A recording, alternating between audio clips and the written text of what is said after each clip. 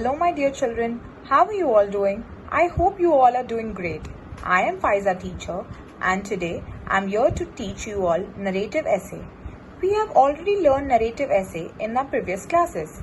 I'm just gonna give you all a quick description of it again so that it's easier for you all to write. So children, let's get started. How do we write a narrative essay? The most important thing in any essay is the introduction paragraph. So how do you start your essay? Your story needs a strong beginning. You can achieve this using one of the following methods. Those are, it could be a question, a vivid description, an interesting fact, or sound effects. Now I'm going to explain all these 4 points one by one.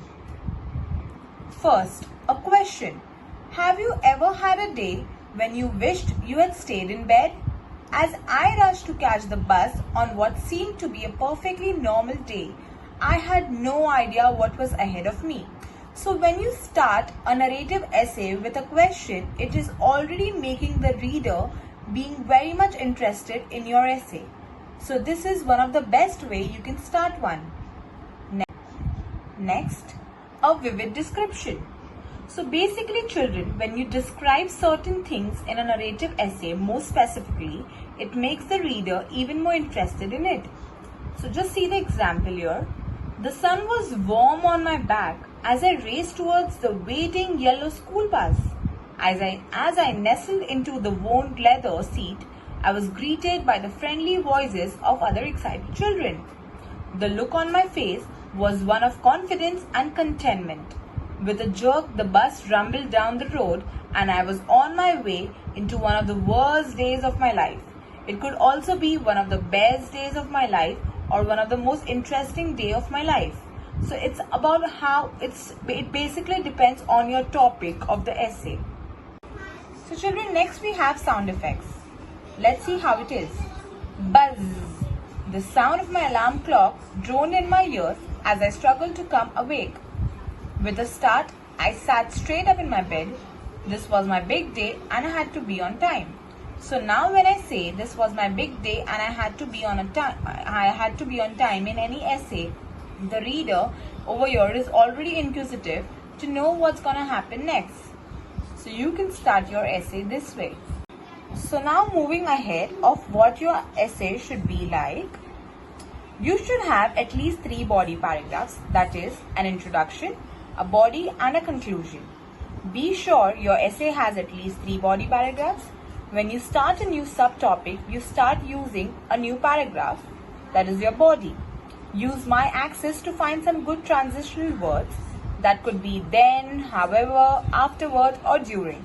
Use specific examples and stories in your paragraphs to make it more interesting. Also, children, it is very important for you all to know that the common words that we usually use while communicating with each other shouldn't be always used in an essay. It makes it very boring and dull. Rather, use better vocabulary words instead of the words that we usually use. That will make the essay even more interesting.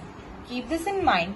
The more vocabulary words you use, the better your composition can be.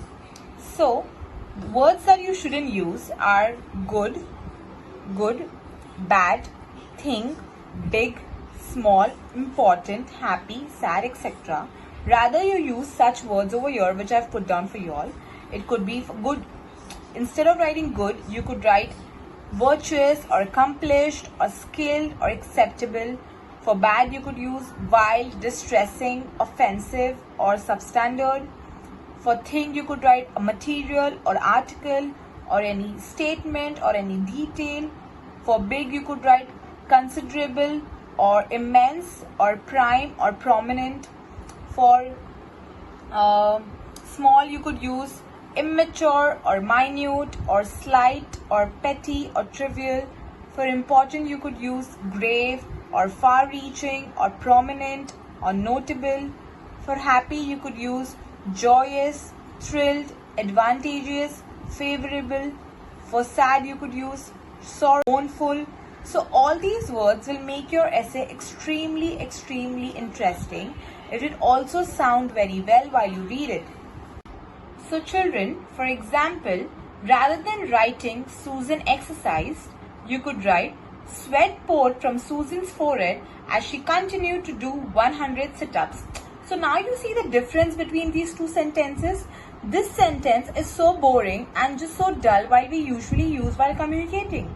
Rather, this has a vocabulary word and it makes it more interesting for the reader to read ahead. The next important thing, children, that you should know is what should be included in a narrative essay. So, a narrative essay is always written in first person, that is I or we, because it is based on your personal story, your own perspective. Also, it could be written in a third person, but it should never be written in a second person. You should have a specific sensory details to get the reader hooked up on the story. It is developed in chronological order, has verbs that help paint a picture and draw in the reader's mind. Moving ahead, what else does the narrative essay need? Since this is a story, the narrative essay needs everything a story needs. These are known as the story elements. Has a plot, has characters, has a problem if required, has a climax, and often uses dialogue. So children, as I already told you, a narrative essay is like a story. It could be your own story, it could be your own perspective about a certain thing, it could be your point of view, etc. So the story you may choose could be anything. It could be about your school life, it could be about you growing up, it could be about your any relationship with your family members or friends, it could be about how you travel to a particular place or any of these sort. Okay? Also, one more thing that is very important in a narrative essay, it should always make a point.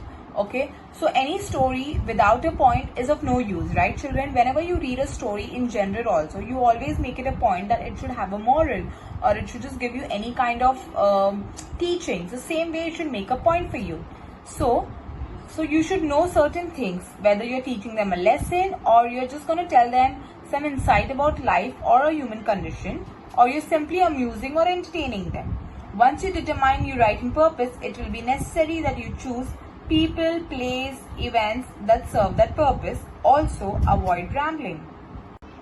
So, the most important thing other than making a point is also details. So, when you tell the reader more interesting facts about your narrative essay, it's going to be even more interesting and the reader accordingly becomes more inquisitive to know. So, make sure to pay close attention to the colors, shapes, textures, sounds and smells that you would like to bring to life for your reader. So children, that's all. I hope everything that I explained related to narrative essay was easy for you all to understand, and I hope you all write your essay even better now. So I am going to give you all some helping words to write your narrative essay. Also, you all can elaborate it in your own way.